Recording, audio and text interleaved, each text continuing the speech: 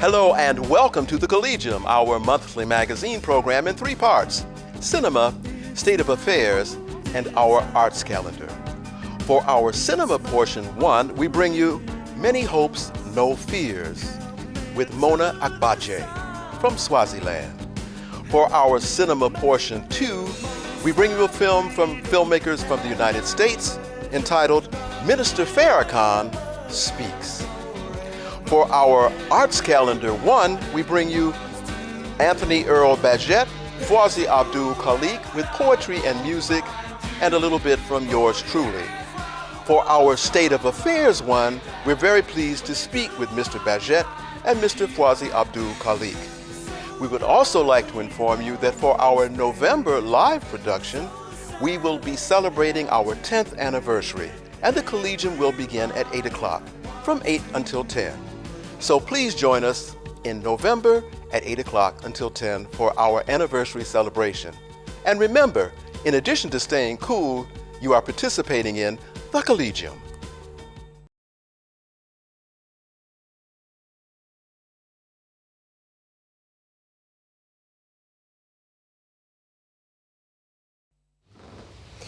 For example, just to give an example, it would be what Fountainhead is doing in Berlin to raise consciousness. For example, Black Film Festival.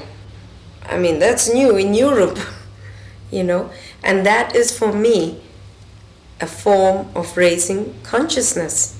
I take, for example, what you are doing in Berlin as a great contribution. There are very many Black Germans who also run into identity problems living in this society. And I was amazed how many of them were at the film festival, and one asks herself, why are they there? And it's because they're interested in what is going on. They want to know who they are. They feel they belong. They do not feel that we are just swimming in between. As there was a film, I think it goes back 2 or 3 years ago, in the 3rd program, about the problems facing the Black Germans and their identity and what goes on. Just the act of giving a platform to express ourselves, because this Black Film Festival is not just showing a whole lot of Black films.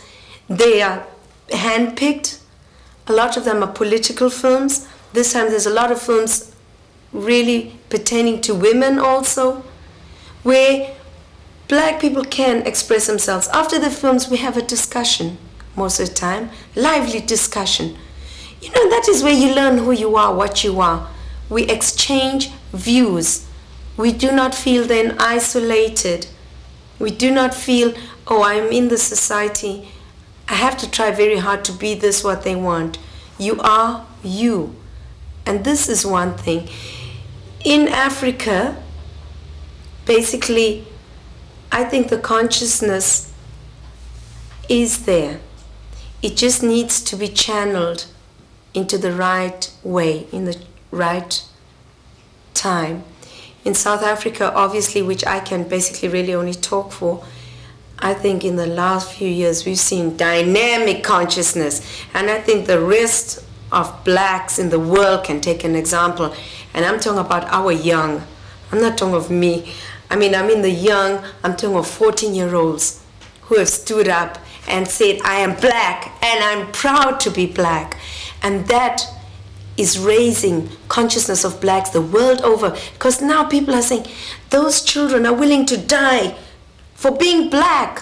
What are we sitting back and doing? People like Andrew Young, you name them in the States, that's when they started questioning. You know, after the Martin Luther area sort of quietened down, the Pan-African thing in America quietened down, there wasn't much. But I've noticed now that with the South African thing, a lot of awareness, even in America, came about, especially in the university campuses. I was surprised at the support, and we're very proud of it, that came from Black people in America. And this is also another form. It was not done purposely. Blacks in South Africa, we've got nowhere to go but fight for our motherland, you know. And this is it. And like I said the other night, Donald, my mother always said, You might not know where you're going, but you know where you come from. And I'm born of a Zulu woman, and I'm damn proud I'm black. You know, and there's one thing nobody can take away from me. And that's consciousness. So then when the people address you, then whose needs is it that they are addressing? Their needs. They want to feel this feeling of being needed. They want us to support their superiority complex. They need us to need them. Otherwise, they have no justification for their superiority complex. And that is why there's perpetuation of all the time, and that is why they even try very hard amongst the black people, especially in the case of Africans, to keep these unseen chains in our heads, where we must continue feeling inferior, because otherwise they will have no excuse for that type of behavior. Your political awareness or what you're trying to portray can't be very deep. And you're not interested in what the person's saying. You're interested in what the person looks like, what the person is saying. And then also that person must help you because you have a psychological problem. I don't. I know who I am. I know where I'm going. I do not need to justify myself to you. Either you with me because of the human race and because we are so intermingled as the world, and we are sorry sometimes, which I wish if Africa could economically cut off for a while to get themselves straightened out from the rest of the economical world, maybe it would work. And that is what I try to say to them. Say, but I'm forced to be with you people and put up with it because we are tied down in this case, and that is why. For no other reason, I am not here to justify myself. I'm here to talk to you on the same level. And if you're not willing to accept that, then we don't have a basis to discuss on. I'm not coming here as an inferior person to discuss with you. You know, you have something to learn from me, and I hope you might have something that I can learn from. I've noticed even to this damn day, when there's an anti-apartheid meeting, and we go to it like Black Women's Day, there's another black South African girl, and the first question, it was not what do you women try, why are you dressed the way you are dressed, how can you afford it when you people are starving and stuff like that. Those are the questions that even to this day we get from German public. It's how I portray myself. What is their reaction to your response? Generally very different. People feel I'm very aggressive politically. I don't mind. That's me. Those days are gone where I wanted to be the nice little African girl, you know, and please everybody. No, I don't mind. People who know my worth will accept me for who I am, and they'll be willing to get deeper. And those are the people that I will profit from and learn from internationally, from the international community. What is your relationship to the other African students here, black African students in Berlin? We have a good relationship, basically. We must remember that Africa is very large. We have a difference in culture in many instances. We have a different outlook to certain things, but basically we are one maybe on political ways of thinking, and that we do really try to achieve a certain amount of awareness for ourselves, consciousness, which we hope, if the possibility arises, also to transmit to others. And this is basically what we really would like to do. We get on a lot on things, issues like South Africa. I think that's one thing that no African argues about, no black person in this world, you know, I must meet one yet. And we really can get into that and talk about it and the basic problems as to the role Africa is playing, world politics and the economical situation, which really dictates the political situation we are in. And everyone tries to play down and talk only on the political situation. It's the economical situation of Africa that has to be discussed, which we have to try and see as hopeful returning Africans what we can contribute to our different societies. And what is the economic position of many of the Africans that reside in Berlin? Right now, disastrous is maybe the only word we could really use. And as I said, it's a general problem that any so-called developing country has. We have basically all the hardware, but the know-how or the software is all in the developed countries. We are dependent on it, and we are forced to accept what they offer us for our wares, our raw materials. We have no choice, because medicine, which is really a priority for Africa, we need from the Western world or even the East Bloc countries. We have to get it from them. We just have no choice to say, you know, we're not going to sell our sugar cane to you at that price, or our cocoa, or our coffee. And we have to sell it at the world market prices. Who decides the world market prices? Wall Street, you name it. It's not decided by us. And this is it. The dollar rules also in Africa. And this is what we have to deal with every day, as well as the political situation. You know, which way do you vote? Do you get help from a Western country? Depending whose side you're on in the United Nations, then you're going to get that extra aid for your country, so that they might build that road that's going to bring that sugar cane or that cash crop easier to the port to be shipped out at a minimal price. And you buy back that same sugar, which is then refined here in one of the Western countries at 20 times, maybe even more. I'm not such a good economist, than what you sold your sugar for. You can hardly, people eat chocolate in Germany, like sugarcane grows here daily. And it comes from these countries. People forget where it came from. Even bananas and pineapples are getting cheaper to buy here than in our countries. No, most children in Germany don't know that bananas don't grow in Germany. They're fed that from birth because it's such a good baby food. Our people don't get these bananas anymore. They're all being shipped out. And for a minimal price, it's getting cheaper and cheaper. I know what it was like when I first came. How much a pineapple cost here, about 8-10 marks. Now you get pineapples for 2 marks 99. But I think a real basic thing that has sustained racism is economics. Slavery came about because they needed cheap labor. Because in America the Indians were not suitable to be made into slaves. And blacks were suitable enough. That's when it started. Colonialism came about. They discovered this rich continent. Who were better workers? If you look at the infrastructure of many countries in West Africa, they were built just to take out, and racism was perpetuated. You have to tell me that I am less, so that you can carry on misusing me, misusing my intellect, my strength. It's a real deep brainwash, where you brainwash me to the extent that you can continue with this form of racism, so you can continue exploiting my resources without me fighting back. And once you are economically strong, you will find there is a lessening of racism. That is my basic feeling of the perpetuation, besides, of course, where you have the natural other problems of somebody's own white, in South Africa, for example, the Boers owns white inferiority complex because they had a lack of education. And then they try to put it onto the next group they could suppress because the British were on top of them, which is still the state today. The black man in South Africa, the white Boer still looks at him as competition.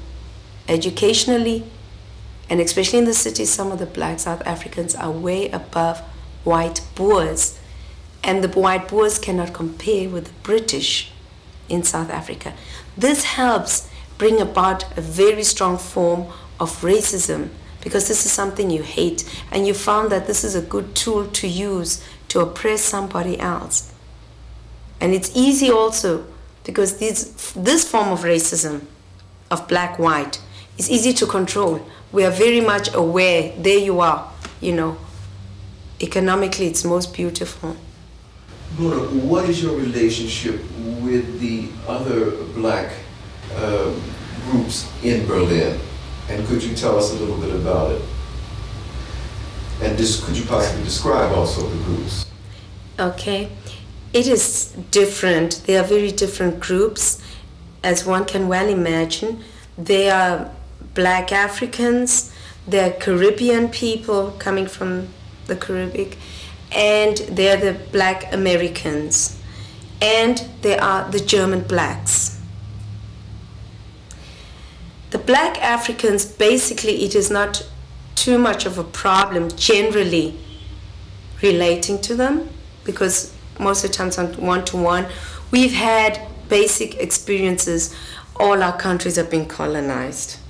Naturally, I would say I probably get on culturally better with someone who was British colonized, as Swaziland and South Africa were once British protectorates, where in comparison with someone who was from a Francophone African country. But we've all been colonized. Before that, there was enslavement. We all know the problems that face Africa, basically. The next group would be, who I relate well to, would be people from the Caribbean. They are very proud of their roots, of coming from Africa. Here I have to take the comparison to a Black American. They do not look at Africa as being jungle, being in the backwoods. I've never known someone from the Caribbean asking me, can I find a place where I won't have hot water so I can really see what it's like to live in the jungle where there's no electricity, which I've gotten from Black Americans. I've never found this with people from the Caribbean. I notice even things they go back to. I met somebody from the Caribbean, even trees, wild trees, the leaves they pick from to make tea. They were proud of all these things. They were proud of what it meant to be African. When they meet an African, they embrace you, as an African, as somebody who they almost look up to, which is not because they look up to, but it makes you have a really good feeling. If you look at their poetry, it all relates to Africa. If you look at even the movement of the so-called Rastas has African roots in it. Coming to the Black Americans, there is of course a difference. There are those who have been exposed more, who have traveled a little more. Naturally, those are the ones I can relate to very well. There is no problem. But the majority of blacks in Berlin, particularly from America, are in the military. And my basic feeling is, I look at it as how South Africa has tried to rule and divide the blacks within South Africa, saying you are so-called colored, Asian, and you are pure black. And the Black American here in the military sort of looks at himself, hey, because even though I came as a slave, but I got honored actually to be brought here as a slave. Now I'm an American. I don't come from that bush. I don't come from those people who wear rings in their ears, who wear all these, who don't have electricity, who don't have that, who economically are so down. They forget that when they look, for example, child immortality rate in America amongst the blacks is higher than in Africa, for example. Most blacks are not even aware of this. They try very hard by being given this so-called high status to come to Berlin, to totally integrate themselves within the white society of America, which is not going to work. Because the Second World War proved that the blacks, Americans who came and fought, when they went back, they even had a harder war to fight against the whites in America. I wish personally that the Black Americans could be a little bit more open and not put up barriers when they meet a black or a person of color from somewhere else and see, what does this person have to offer me? What can I offer this person? I want to learn from Black Americans. I want to learn, what do they go through? I'm proud to see what they've become. When I think what slavery did to them, I'm proud when they tell me, my grandmother had to pick cotton in Mississippi for this and this. And today, I am doing night studies. I'm a sergeant in the military. I'm proud to say, wow, he is studying. And that he's even talking to me and saying, hey, what part of Africa do you come from? And he's not embarrassed to say, where is it? Can you show me? Could we talk about it? And this is it, because we have to, as blacks, join together. on international basis, because if it carries on, I tell you, to be like in South Africa, they will rule and divide us all the time, and we'll never make it. And that is what's behind it all. We are not going to make it if we carry on thinking like that, because they're not going to accept you. And it's how I look at black Americans who are in the military right now, and very few outside. Most of the ones outside have really had good relationships with, they've really come up consciousness and said, wow, this is it, this is what Africa. Sure, Africa is not America. I don't want it to be, God forbid.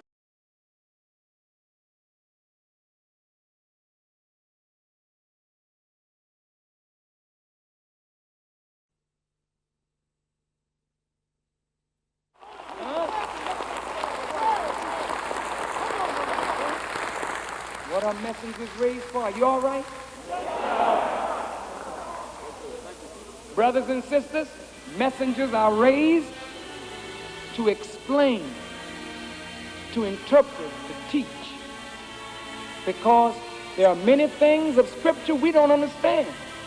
And when God gives us a messenger, that messenger actually is to give understanding, and understanding brings unity among the people in the end. Messengers are raised to uplift fallen humanity. Messengers are raised as warners and bearers of good news. Messengers are raised as examples of human conduct. Messengers are raised as inviters to truth by Allah's permission. Messengers are raised as a mercy to the people from the beneficent God. Do we qualify? If you believe that Allah sent prophets, messengers, and apostles to the people of the past, and you do believe that, don't you? Why do you refuse to acknowledge a man raised from among us today? Listen now. You believe that Moses came? You believe that Jesus came? You believe that Noah and Abraham and Lot came? You believe that Prophet Muhammad of Arabia came? You do believe? Yes, sir. Or do you? We need to be saved from our ignorance. Our ignorance is killing us, brothers and sisters. We need to be saved from our own self-hatred. We need to be saved from our lust to destroy one another. We need to be saved from this brutal, self-defeating, inferior psychology that white folks have put on us that makes it difficult for us to do anything of value without opposing and destroying one another. We need a Savior. And I ask you, do black people qualify for one? I appeal to God. Have we met the requirements? If I meet the requirements to go to school and you deny me, why? If I meet the requirements to buy a home in a decent neighborhood and you deny me, why? If I meet the requirements to call down from heaven its blessings and mercy and a messenger and a warner and a savior, and you, God, reject me, I ask you, why? Are you racist too?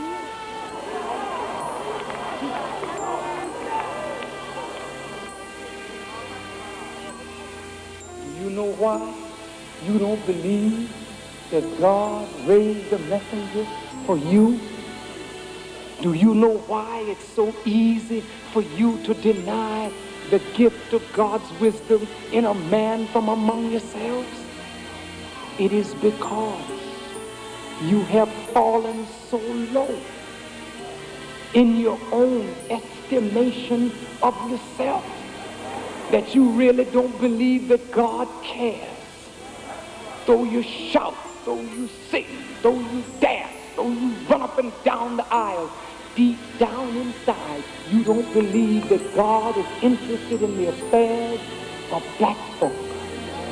You don't believe it. You don't believe that Almighty God could do for you what he did for those before you. Is this Black History Month? Yes, sir.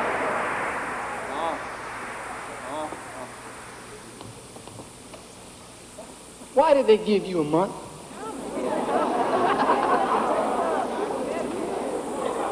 Isn't it true that they gave you a month to study up on your history? And every day of the year you're reading theirs?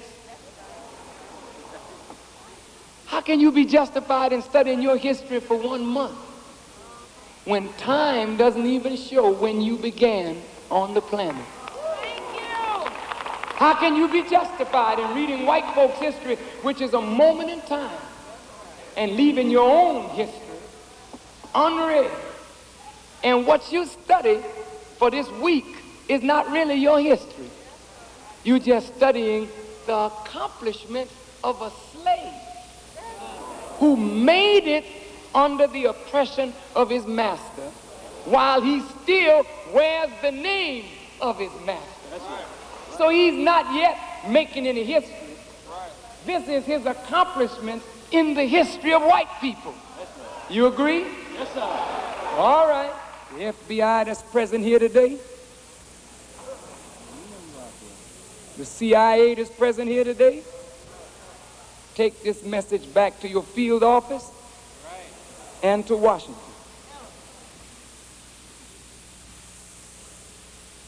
This that you see budding here in America, we have determined that this nation will never go down again.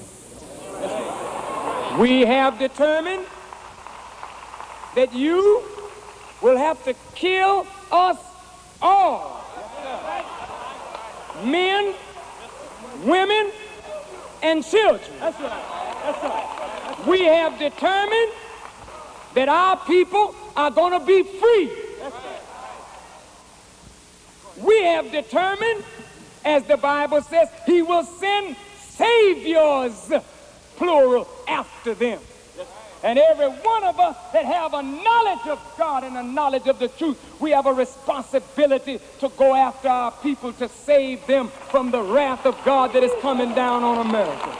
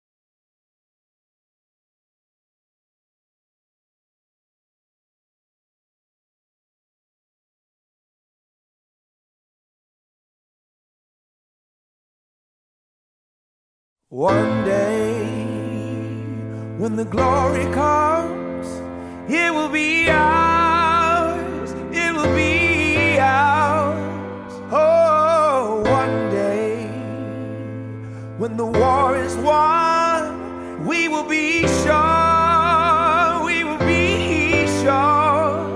Oh, glory, glory, glory. Oh.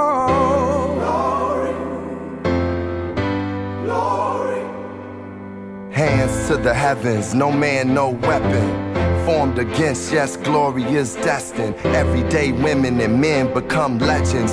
Sins that go against our skin become blessings. The movement is a rhythm to us. Freedom is like religion to us. Justice is juxtaposition in us. Justice for all just ain't specific enough. One son died, the spirit is revisiting us. True and living in us. Resistance is us. That's why Rosa sat on the bus. That's why we walk through Ferguson with our hands up. When it go down, we woman and man up. They say stay down, and we stand up. Shots, we on the ground, the camera panned up. King pointed to the mountaintop, and we ran up. One day, when the glory comes, it will be ours, it will be ours. Oh, one day, when the war is won, we will be sure, we will be sure. Oh, glory, glory, glory. Oh.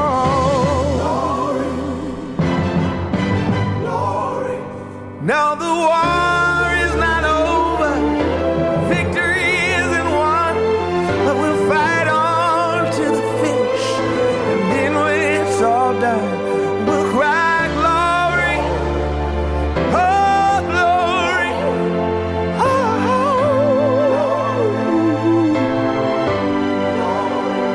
we'll cry glory, oh glory, oh.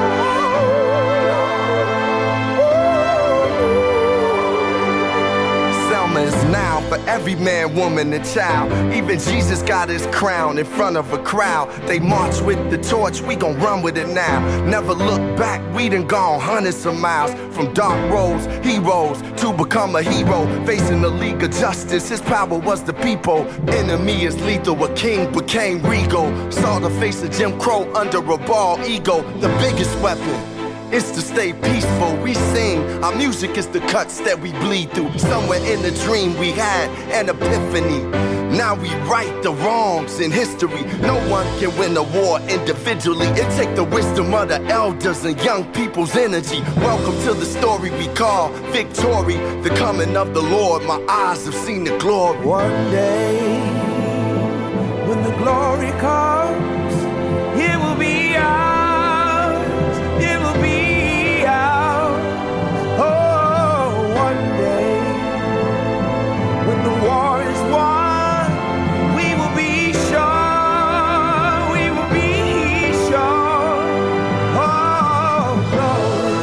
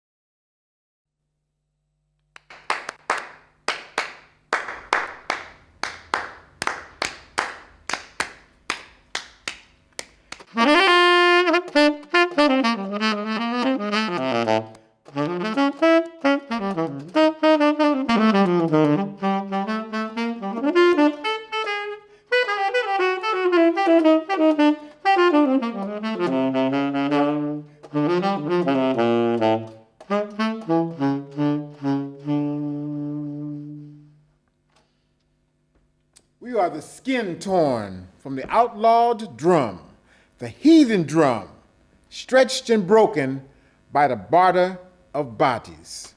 Bodies thrown overboard, drowned, the spirit swallowed up, ancestors' dances soaking the pores, while our feet come with instructions for walking on the moon.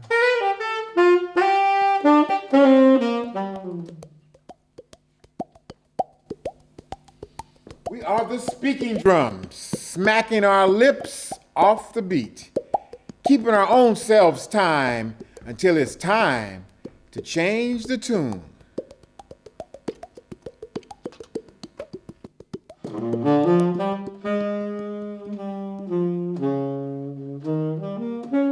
We never late. We here. We the drum skin people. You can caress us. And we will speak in groans, moans, and thundertones of hip-hop metronomes from way, I said from way back yonder. Gaddy dancing on the blade that divides the hither from you.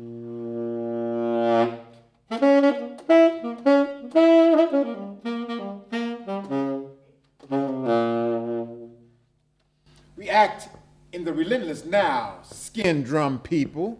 We pound us into sonic sabers, and we will clear the land with an axe in our hand. In our hand. In our hand.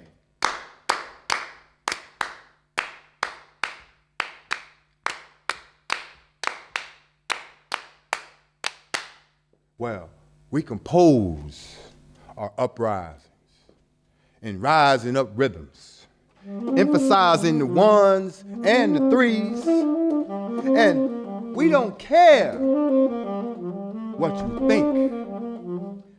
All we want to know is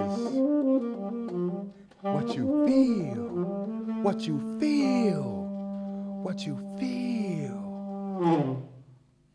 The good dancers ain't never trusted the wallflowers. Cause syncopation is information. We dance or we die. Drum skin, feet stomping. In the thirsty dust. We don't care what you think. Show us what you feel. Oh, we are the soft, subtle drama. Played by ear. In the unfolding here.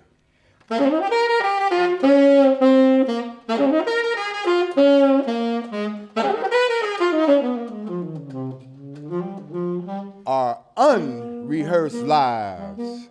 Ride bass, drum, bottom. Smooth. Silk songs, skin songs, felt in full moon flash. A canticle for the middle passage. So when the drum moans,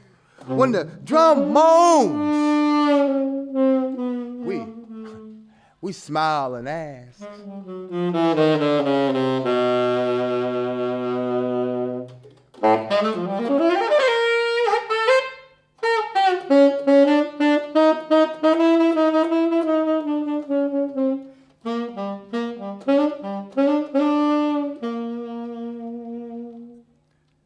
Did you hear that?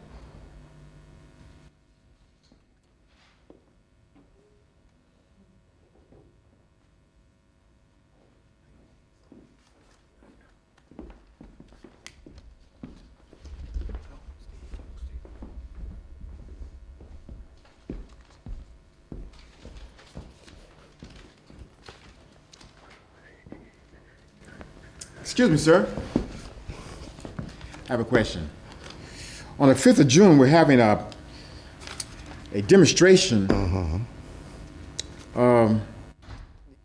Yes, the 5th of June. Yeah, the 5th of June. We have a demonstration. Let's see now, how can I get out of this? There must be a way out. I got it. Fellow, that is the day of the big game comes on. And besides, that's in June. And may I remind you that I'm only black in February. Yes, please. Excuse me, sir. What's up, Ron? What's up, blood? You look good. How you doing? I'm doing good, sir. Thank you very much. Thank you Looking very all much. right. Looking all right. Yeah, I have a question. What's that? Yeah, we have a meeting. A meeting. Yeah, this is going to be in September About the what? 20th. It's about the African children. Yeah. Yeah. All that malaria they got in there. Malaria and Ebola, exactly. Man, that's horrible what's going on down Yes, there. it is. Man, that's So we were horrible. wondering ain't got maybe- no medicine, none of that kind of stuff for them kids. I don't understand. We're wondering which becomes this benefit that we want to put on. Now when is that? You say the It's 3rd? September the September. 3rd. Yeah. September 3rd. Oh, brother, you got to be joking, man. Ain't you heard? Or what? You ain't heard September 3rd? Man, they showing part 3 of Deep. You lost in the deep, brother. Part 3, Lost in the Deep. I got to see that. Lost But I ain't in got the what? Yeah, Lost in the Deep, but I ain't got no time on September the 3rd, man. You know what I'm saying? And besides, it's September, right? Yes, sir. Besides, man, I'm only black during February, brother. You know what I mean? That's September. I can't help it, man. I gotta watch it. Lost in the Deep. You know what I mean? Excuse me. Once again. Sorry.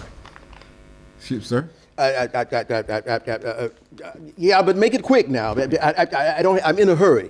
So we're having a very, very important meeting about the police brutality with African diaspora people. Oh, good heavens! Around the world. I can't understand that. It makes me suspicious. If the police are doing something, they're probably correct. So maybe those people were being naughty. Wait, are you okay? Okay, I don't know. But anyway, let me just think about this. There must be a way out of it. Think. Did you say September the 22nd? Well, that's when the playoffs start. And I have a front row seat on my couch, which is the best place to be. And besides, remember, sir, or young man, that's in September, and I'm only black in February. February, March, April, May, June, July, September. See, that won't work. It's too much time. It's expired. Black only in February. Good luck, brother, man. Yes. Good luck, man. I'll check you out next February. Black History Month. Yes. Well, the rest of the year, brother, I ain't got no time, man. Yes, I'm sorry. We Good have luck, to go. brother. Yeah, Good luck we to you should- now. yeah, Good luck to you. Best of wishes to you. If you can, get a skin change. Only black in February. Get a skin change.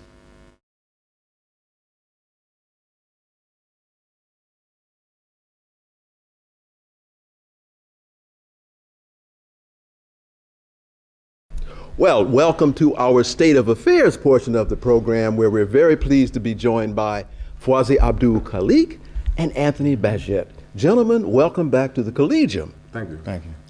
We had an opportunity to listen to Mona Agbaje, and we heard Minister Farrakhan. Let me begin with you, Anthony. How does what that lady and that gentleman said impact upon our lives, and you personally and your family? Reflect upon that, and what does it mean, if anything?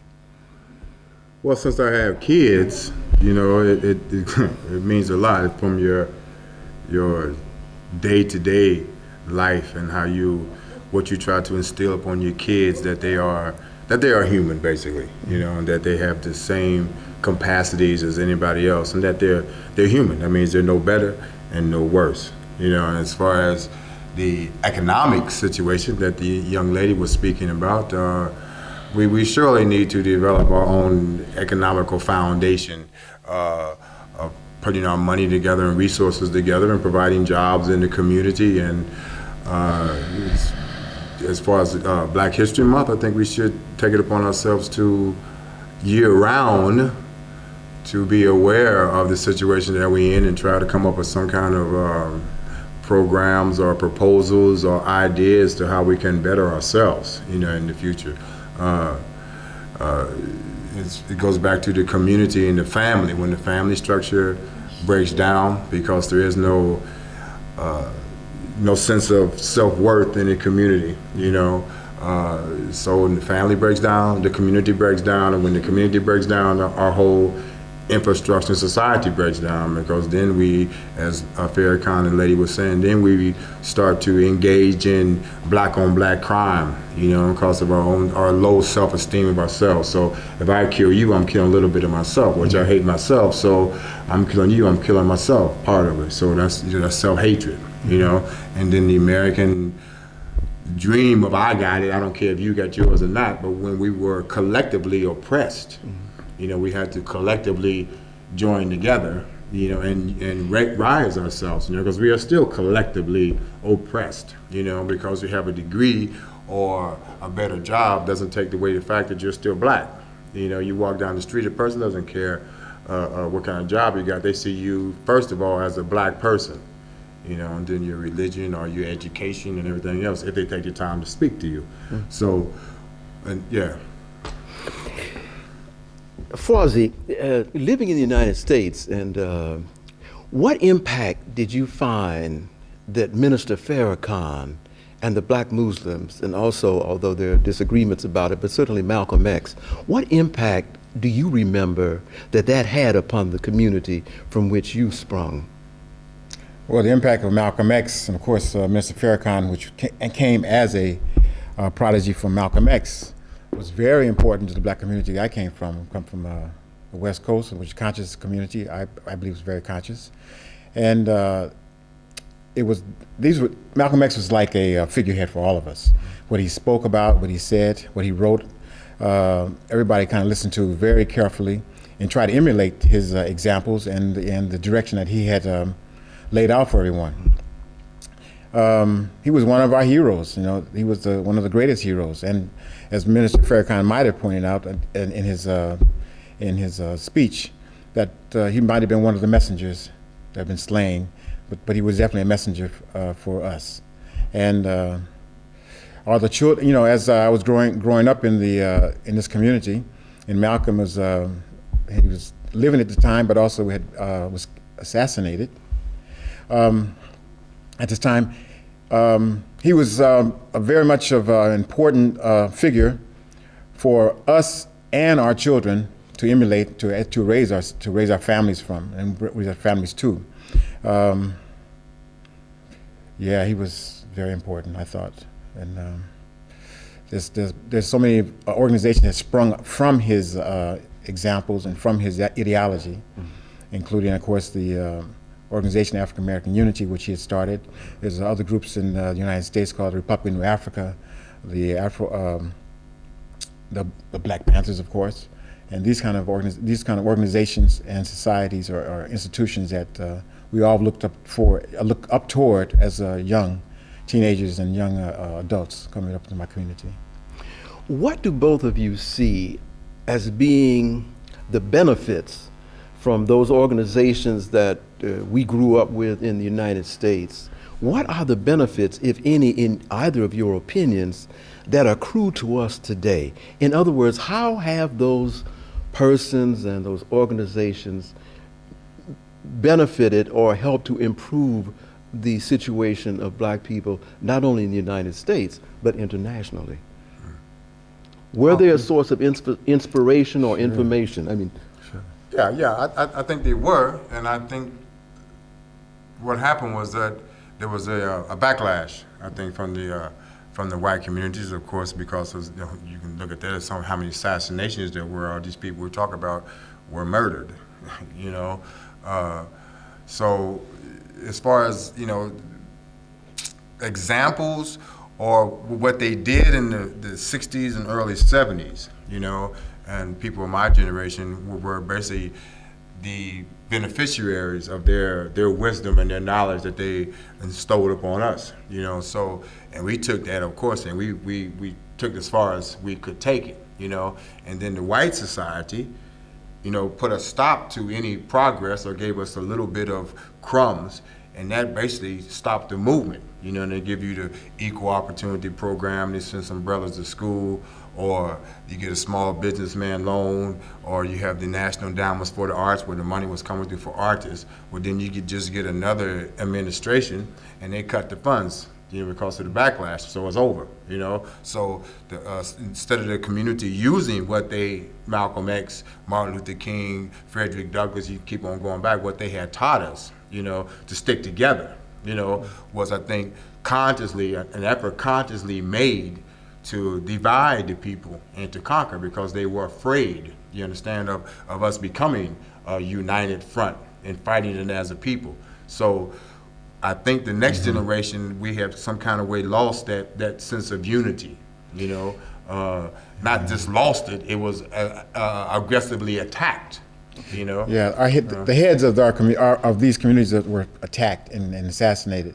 But I think there were also other the grassroots organizations that continued Not very many, but there was enough to continue to keep this message rolling in the community, in the university students, and this thing was still going on underground because everything was pushed underground. Right.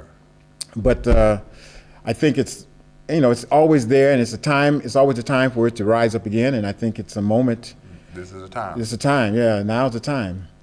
And what contribution can we make to continuing that progressive course for our people? Well, I think as artists, I mean, besides, being a member of the community, of Berlin, the overall community in your day-to-day life, of course, everything that you do is political. So, I mean, as artists, I think all we can do is hold up a mirror to people or try to maybe give some information and say it in a way that people aren't turned off. Sometimes you say the truth and people are turned off about it. So sometimes you got to try to find a way to say the truth without, throwing cold water on people. And then some people you got to, just come straight at them.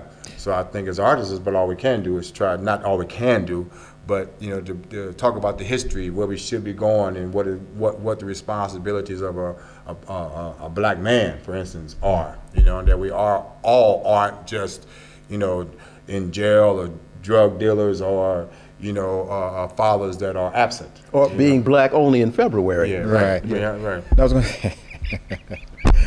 going to say that.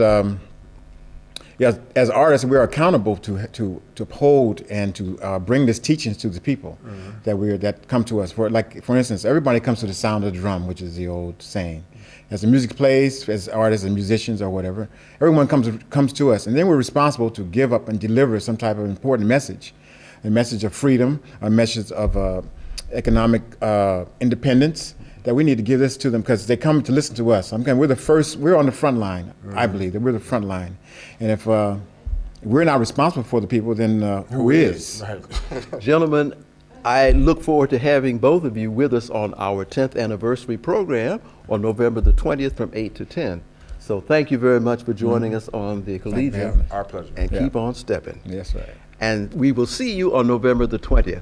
So stay with us and remember you are participating in what else but the Collegium.